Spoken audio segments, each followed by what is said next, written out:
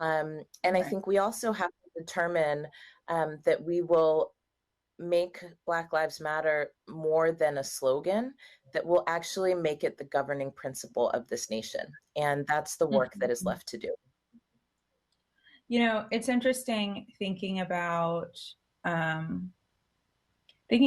Taylor in particular. But there's this other thing too, right? Which is like, had Breonna Taylor lived, but she had been grievously injured, let's say, right?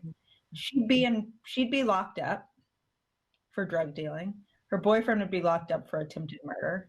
And her that night would have ruined her life regardless. Death is obviously much worse than any other thing that could happen to her.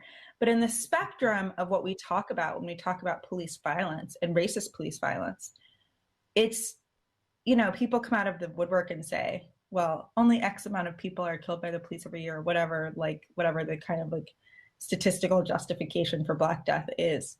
And so, you know, we spent most of the summer talking about the viability of a demand around defunding police. And I always say, as an organizer for 20 years, right, any kind of demand that's out there that makes you uncomfortable is the right kind of demand, right?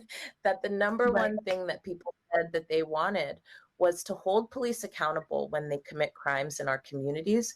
And people talked a lot, right, about redistributing resources in such a way that our communities could be safe and whole, and where police would not actually be needed or necessary. And so while even our survey respondents weren't necessarily using the words defund, right, they're certainly using the principles behind it, which is deeply invest in our communities and divest from the things that are punishing us, that are hurting us, and that are keeping us from being safe, like everybody deserves to be safe.